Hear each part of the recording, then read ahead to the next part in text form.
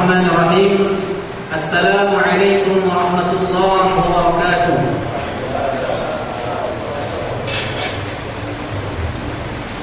Alhamdulillahi wa kafa, wassalatu wassalamu ala nabiyyil mustafa wa ala alihi wa sahbihi ahli as-sidqi wal wafa.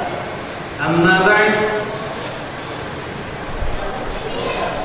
Tentunya ucapan puji syukur kepada Allah Subhanahu wa taala itulah kata yang pantas untuk kita ucapkan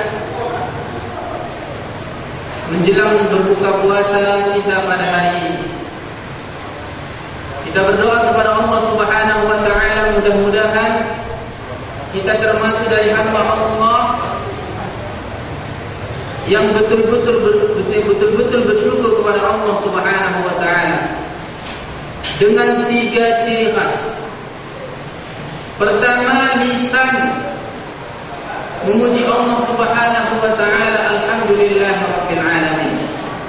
Kedua, hati harus meyakini tidak ada satupun nikmat yang kita peroleh di muka bumi ini kecuali itu semuanya datang dari Allah. Hati harus mengakui. Dan yang ketiga adalah kita manfaatkan nikmat yang telah Allah berikan dalam ketaatan hanya kepadanya. Dengan begitulah kita akan menjadi hamba Allah Subhanahu wa taala yang betul-betul bersyukur kepadanya. Kemudian salawat dan salam kepada baginda Rasulullah sallallahu alaihi wasallam. Kita juga berdoa kepada Allah, mudah-mudahan kita termasuk dari pengikut beliau yang setia mengikuti beliau, tidak hanya di lisan belaka, akan tetapi dibuktikan dengan amal perbuatan yang nyata. Amin amin ya rabbal alamin. Bapak-bapak, ibu-ibu, orang tua kami yang kami muliakan, para hadirin dan hadirat yang dirahmati oleh Allah Subhanahu wa taala. Beberapa menit ke depan sebelum kita berbuka puasa bersama, hendaklah sejenak kita mendengarkan untayan-untayan nasihat ulama kita berkenaan dengan bulan Ramadan yang penuh berkah ini. Saudaraku yang dimuliakan oleh Allah Subhanahu wa taala, tema yang akan kita bahas pada kesempatan yang sangat-sangat singkat ini adalah berkenaan dengan Al-Qur'anul Karim, meraih kemuliaan dengan Al-Qur'an. Tidak ada satupun manusia yang hidup di muka bumi Allah ini kecuali semuanya menginginkan yang namanya kemuliaan, yang namanya kehormatan, ingin dihormati, ingin dimuliakan. Tak ada satupun yang tidak menginginkan itu. Tetapi apakah mereka tahu apa kemuliaan, apa kehormatan yang sebenarnya yang diinginkan oleh Allah dan Rasul-Nya? Ini sebuah permulaan prinsip yang harus diketahui terlebih dahulu. Bila seseorang memahami, meyakini bahwa kemuliaan itu terletak pada harta, dia akan berusaha terus mencari harta.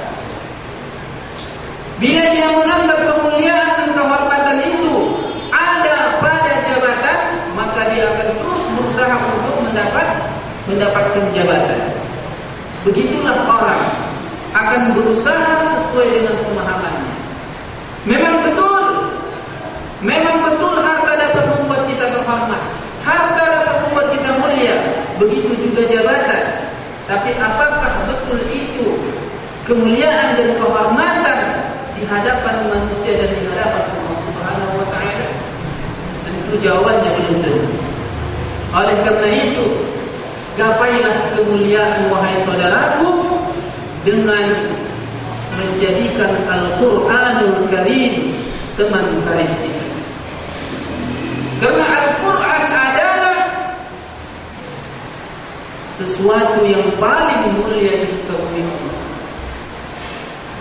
Al-Qur'an yang paling mulia, keutamaannya tiada tadi dengan berbagai sebab.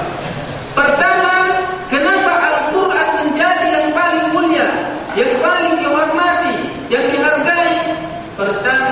karena sumbernya dari Allah Subhanahu wa taala yang Maha Mulia. Itu yang pertama. Al-Quran diturunkan dari yang Maha Mulia, Allah Subhanahu wa taala. Tentunya Al-Quran akan menjadi mulia. Itu sebab yang pertama. Dan yang kedua, Al-Quran diturunkan dari Allah kepada manusia yang paling mulia. Siapakah itu? Rasulullah Muhammad sallallahu alaihi wasallam. Allah memiliki banyak manusia. Allah menciptakan banyak manusia di muka bumi Allah ini. Bahkan Allah memiliki banyak para nabi dan rasul. Tetapi Allah pilih Nabi Muhammad sallallahu alaihi wasallam sebaik-baiknya manusia. Bahkan sebaik-baik para nabi dan rasul, dikhususkan Al-Quran diturunkan kepada beliau. Itulah sebabnya kenapa Al-Quran yang paling mulia. Sebab kedua. Dan sebab yang ketiga, Al-Quran diturunkan kepada Nabi Muhammad SAW dari Allah melalui perantara utusan Allah, malaikat yang paling mulia. Siapakah itu? Jibril alaihissalam. Allah memiliki beribu-ribu, bahkan tidak terhitung malaikat Allah Subhanahu wa taala. Tapi Allah pilih Jibril, dan Jibril lah orang pilihan, orang yang paling mulia, malaikat yang paling mulia untuk diutus kepada manusia menyampaikan risalah Allah Subhanahu wa taala. Oleh karena itu Al-Quran menjadi mulia. Itu yang ketiga. Dan yang keempat, di mana Allah turunkan Al-Quran? Pertama sekali Allah menurunkan Al-Quran di tempat yang paling mulia. Di manakah itu? Makkah Al-Mukarramah, yang terletak di dalamnya Al-Masjidil Haram, dan di situ adalah Ka'bah Al-Mukarramah. Allah memiliki bumi yang sangat-sangat luas, dan di antara tempat di muka bumi Allah ini yang paling suci, yang paling dimuliakan dan yang paling dihormati itu adalah Makkah Al-Mukarramah. Allah pilih Al-Quran ini diturunkan di tempat yang sangat-sangat mulia. Oleh karena itu Al-Quran menjadi yang termulia. Itu alasan yang keempat. Dan alasan yang kelima, waktu. Allah menurunkan Al-Quran pertama sekali, Allah pilih waktu yang paling mulia.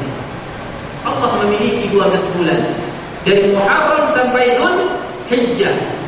Dan Allah pilih Al-Quran pertama sekali diturunkan di bulan Ramadan. Dan Ramadan adalah bulan yang paling mulia, Sayyidus Syuhur, Afdalus Syuhur. Allah pilih Al-Quran di bulan yang sangat mulia. Itu alasan yang kelima. Cukupkah itu? Allah tambah lagi. Tidak hanya di bulan Ramadan itu, tetapi Allah pilih juga waktunya di malam yang paling mulia. Allah pilih di malam yang paling mulia. Malam apakah itu? Malam Lailatul Qadar, khairun min alf syahr. Bahkan satu malam saja bisa melebihi 1000 bulan. Bukan hanya bulan itu saja. Jadi Allah pilih waktu yang sangat mulia. Kita katakan Al-Quran Allah turunkan di waktu yang sangat mulia. Dan yang terakhir, yang keenam, Al-Quran diturunkan untuk umat yang paling mulia, untuk khairat umat. Umat Nabi Muhammad adalah umat yang paling mulia. Oleh karena itu tidak ragu kita akan mengatakan, tidak ragu kita mengatakan bahwasanya Al-Quranlah kemuliaan yang sebenarnya. Al-Quranlah kehormatan yang sebenarnya. Oleh karena itu wahai saudaraku, semakin dekat kita kepada Al-Quranul Karim, kita jadikan pegangan hidup kita. Kita baca, kita hayati, kita amalkan kandungannya, maka semakin dekatlah kita kepada Allah Subhanahu wa taala. semakin mulialah kita di hadapan Allah, tidak hanya di hadapan manusia. Kalau kita mendekati Al-Quran, membacanya, mengamalkannya, mengajarkannya kepada orang lain, tentu di hadapan manusia akan kita dihormati dan dihargai dan dimuliakan. Tetapi lebih dari itu Allah akan memuliakan kita. Bukankah itu sebuah kemuliaan yang harus sekali kita tuntut, yang harus sekali kita cari dalam hidup ini? Sebaliknya, bila kita jauh dari Al-Quran, bila kita tidak mau membaca Al-Quran, bila kita tidak mau perhatian kepada Al-Quran kitab suci ini, tidak kita baca, tidak kita hayati isinya, dan tidak kita amalkan dan juga tidak kita ajarkan kepada manusia, yakinlah takkan ada kemuliaan yang datang kepada kita. Boleh jadi kita mulia di muka bumi Allah, dihormati, tapi di hadapan siapa, wahai saudaraku? Di hadapan manusia, bukan di hadapan Allah Subhanahu wa ta'ala. Oleh karena itu, di bulan yang sangat penuh berkah ini, marilah kita jadikan Al-Quran sebagai pegangan hidup kita, sebagai teman karib kita. Rasulullah sallallahu alaihi wasallam bersabda, "Iqra'ul Qur'ana fa innahu ya'ti yaumal qiyamati syafi'an li ashabihi." Wahai umatku, bacalah Al-Quranul Karim, kata Rasulullah sallallahu alaihi wasallam, karena ia akan menjadi syafaat, menjadi orang yang penolong bagimu kelak di yaumil akhir. Tentunya bagi orang yang menjadikan Al-Quran sebagai sahabatnya, sebagai teman karibnya, pegangan hidupnya. Oleh karena itu, wahai saudaraku, satu saja yang ingin kita sampaikan dan dalam hidup kita amalkan dalam kehidupan kita di bulan Ramadan ini, bacalah Al-Quran dengan sebanyak-banyaknya, dan minimal kita khatamkan bacaan Al-Quran 1 kali dalam bulan Ramadan ini. 1 kali kita membaca Al-Quran khatam di bulan Ramadan, minimal 1 kali. Karena itulah yang dilakukan oleh Rasulullah sallallahu alaihi wasallam. Rasulullah sallallahu alaihi wasallam bertadarus menghatamkan bacaan Al-Quran 1 kali khataman di bulan Ramadan bersama siapa? Jibril alaihi salam. Bahkan ketika Rasulullah sallallahu alaihi wasallam wafat, Rasulullah menghatamkan Al-Quran, bertadarus Al-Quran dengan Jibril 2 kali khatam. Itu saja yang dapat kita sampaikan pada kesempatan yang berbahagia ini. Intinya adalah kita amalkan, karena ini adalah sebuah pengetahuan yang kita dituntut untuk bisa mengamalkannya. Oke, kita datang lagi ya. Jadi Al-Quran hendaknya selalu kita baca. Al-Quran kita baca di bulan Ramadan ini minimal 1 kali khataman. Al-Quran 30 juz. Kalau kita lihat Al-Quran, perkiraan itu 20 halaman per juz, kurang lebih. Kalau kita jadikan 1 hari dalam bulan Ramadan 1 juz, dan kita bagi 1 hari itu dengan 5 waktu, maka yang 20 halaman tadi, 4 halaman saja kalau kita membaca Al-Quran setelah salat fardu 5 waktu, maka sudah 1 juz kita bisa membaca Al-Quran dalam 1 hari. Sebenarnya sungguh gampang ya? Kalau kita bisa mengkredit, kalau kita bisa mengansur mobil, kulkas, TV, kereta, Honda dan sebagainya, mengapa kita tidak bisa mengkredit membaca Al-Quran? Mengapa kita tidak bisa mengansur untuk membaca Al-Quran yang tidak butuh dana, yang tidak butuh uang keluar dari kantong kita? Maka oleh karena itu, wahai saudaraku, bacalah Al-Quran sedikit demi sedikit. Bisa kita cicil, bisa kita katakan membaca Al-Quran dalam bulan Ramadan ini satu kali khataman? Bisa. Ini sudah hari yang keempat ya. Sudah semestinya seharusnya pada hari ini kita sudah membaca Al-Quran juz yang keempat, tamat tahun ini. Nah kalau belum, berarti mulai besok kita, kalau belum dimulai ya, kita mulai besok membaca Al-Quran, terus kita baca. Dan janjilah kepada Allah, ya Allah, aku berjanji kepadamu akan aku katakan membaca Al-Quran. Janjilah kepada Allah. Pernahkah kita berjanji kepada Allah? Banyak janji kita kepada manusia, tapi pernahkah kita berjanji kepada Allah? Untuk bulan yang suci ini kita manfaatkan untuk kita berjanji kepada Allah. Ya Allah, sesungguhnya Nabi Muhammad SAW kekasih kami juga menyarankan umatnya untuk menghatamkan membaca Al-Quran di bulan yang penuh dengan berkah ini. Maka aku ya Allah memenuhi panggilan itu, akan baca Al-Quran ini ya Allah satu kali khatam. Maka berikanlah aku kekuatan ya Allah, maka berikanlah aku bimbingan, maka berikanlah aku kekuatan agar aku sanggup untuk menghatamkan membaca Al-Quran ini satu kali dalam bulan Ramadan ini ya Allah. Sudah selama hidup ini aku dalam 12 bulan dalam 1 tahun tidak bisa menghatamkan membaca Al-Quran. Maka ya Allah berikanlah kesempatan kali ini agar aku bisa menghatamkan membaca Al-Quran. Ingatlah wahai saudaraku, kita tidak mampu bisa beribadah kepada Allah dengan sebenarnya kalau tidak dengan pertolongan Allah. Itu harus kita yakini. Karena kita selalu membaca surah Al-Fatihah, Iyyaka na'budu, apa seterusnya? Wa iyyaka nasta'in.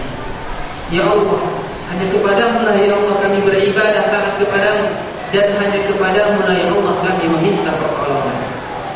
Ulama kita menjelaskan di dalam surat Al-Fatihah ini Allah sebutkan ibadah dengan isti'anah. Ibadah, beribadah kepada Allah, dan isti'anah adalah meminta pertolongan kepada Allah. Ulama menjelaskan bahwasanya meminta tolong kepada Allah itu juga termasuk ibadah. Tapi kenapa Allah gandengkan ibadah dengan isti'anah? Kenapa Allah gandengkan meminta tolong kepada Allah dengan ibadah? Karena kita tidak mampu beribadah dengan sebenar-benarnya tanpa pertolongan Allah Subhanahu wa taala. Oleh karena itu wahai saudaraku, mintalah kepada Allah, ya Allah bantu aku bisa salat 5 waktu. Ya Allah tolong aku bisa membaca Al-Quran khatam di bulan Ramadan. Ya Allah bantulah aku bisa berpuasa. Ya Allah bantulah aku bisa naik haji. Ya Allah bantulah aku bisa taat kepadamu, bisa masuk ke dalam surgamu dan terhindar dari nerakamu ya Allah. Itulah yang harus kita lakukan. Menangis kita di hadapan Allah, meminta kepada Allah. Kalau bisa kita sendirian di malam yang penuh dengan kegelapan, bangun kita malam meminta kepada Allah dengan mencurahkan air mata. Allah akan niscaya mengabulkan doa kita wahai saudara. Ingatlah iblis laknatullah alaihi. Iblis saja meminta kepada Allah, Allah kabulkan. Iblis meminta pertolongan setelah dia berbuat maksiat kepada Allah. Iblis telah berbuat maksiat kepada Allah, tidak mau sujud kepada Adam, dia bermohon kepada Allah, meminta kepada Allah. Allah, apakah Allah tidak mengabulkan? Allah kabulkan. Bayangkan wahai saudaraku, iblis saja yang dibenci Allah meminta kepada Allah, Allah kabulkan. Bahkan permintaannya itu bukan yang baik, yang buruk. Apa katanya? Anzirni ila yaumi yub'atsun. Ya Allah, panjangkan umurku sampai hari kiamat. Untuk apa?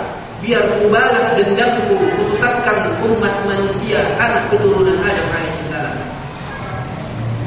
Bayangkan wahai saudaraku, apakah Allah tidak mengabulkan permintaannya? Allah kabulkan. Iblis saja berdoa kepada Allah, meminta kepada Allah, bahkan setelah dia berbuat maksiat, dan yang dimintanya bahkan sesuatu yang buruk, Allah kabulkan sebagai cobaan bagi dirinya. Apa kita akan merasa putus asa untuk berdoa kepada Allah kita tidak dikabulkan? Jangan katakan Allah tidak akan mengabulkan dosaku. Jangan katakan itu, karena itu kita sudah suudzon kepada Allah Subhanahu wa taala. Yakinlah wahai saudara, kita kepada Allah Subhanahu wa taala agar kita dibantu Allah Subhanahu wa taala untuk bisa mentaati. Karena semua yang kita lakukan dalam hal beribadah ini tujuannya adalah untuk ketenangan dan kebahagiaan di dalam hati. Jangan cari kebahagiaan dengan berbuat maksiat kepada Allah. Kebahagiaan, ketenangan, kesenangan itu terletak di dalam hati kita.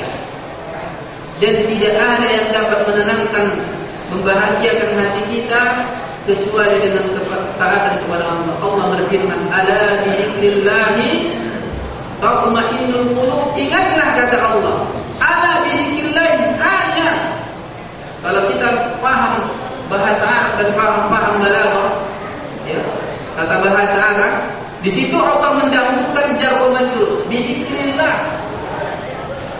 Tatma'innul qulub, kalau bahasa asalnya itu tatma'innul qulub bi dzikrillah, tetapi Allah dahulukan, itu menunjukkan al-hasr, kekhususan, bahwasanya tidak ada jalan untuk membahagiakan hati, menyenangkan hati, menenangkan hati kecuali dengan zikir kepada Allah dengan sebenar-benarnya, dalam artian taat kepada Allah.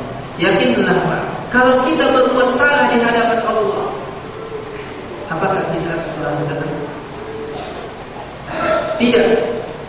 Tidak ada ketenangan bagi orang yang berbuat salah kepada Allah Subhanahu wa taala. Oleh karena itu harus yakinlah Pak, tak ada jalan supaya kita senang, supaya kita tenang, supaya kita bahagia di muka bumi Allah ini kecuali dengan ketaatan kepadanya. Allah juga telah menjelaskan, "Wa man a'rada 'an dzikri fa inna lahu ma'isyatan dhanka." Barang siapa yang berpaling dari mengingatku, kata Allah, tidak mau taat kepadaku, tidak mau menjalankan perintahku, tidak mau meninggalkan laranganku, kata Allah, maka baginya kehidupan yang sempit. Di mananya yang sempit? Di hati. Boleh jadi kita hidup dalam kemewahan, boleh jadi hidup kita penuh dengan fasilitas yang ada, tapi kalau kita tidak taat kepada Allah, takkan kita temukan ketenangan dalam hati kita. Yakinlah itu. Yakin kita harus terhadap hal itu. Oleh karena itu, kita wasiatkan, saya mewasiatkan kepada diri saya sendiri, marilah Pak, kita taat kepada Allah, kita baca Al-Quran, kita memperbanyak membaca Al-Quran di bulan yang penuh dengan berkah ini, minimal berapa kali Pak? 1 kali khataman. Karena kemuliaan yang sebenarnya itu adalah Al-Quranul Karim. Al-Quran diturunkan dari sumber yang mulia, itu yang pertama Allah, dan diturunkan kepada manusia yang paling mulia Rasulullah melalui perantara malaikat yang paling mulia ketiga itu adalah Jibril alaihissalam, dan diturunkan di tempat yang paling mulia yaitu Makkah Al-Mukarramah, dan di waktu yang paling mulia bulan Ramadan dan di malam Lailatul Qadar, dan diturunkan untuk umat yang paling mulia, umat Nabi Muhammad sallallahu alaihi wasallam. Kalau kita mendekati Al-Quran, maka disitulah kemuliaan kita. Kalau kita jauh dari Al-Quran, jangan harap kita akan mulia di hadapan Allah dan di hadapan manusia yang lain. Demikianlah yang dapat kita sampaikan. Mudah-mudahan bermanfaat. Wabillahi taufiq wal hidayah. Wassalamualaikum warahmatullahi wabarakatuh.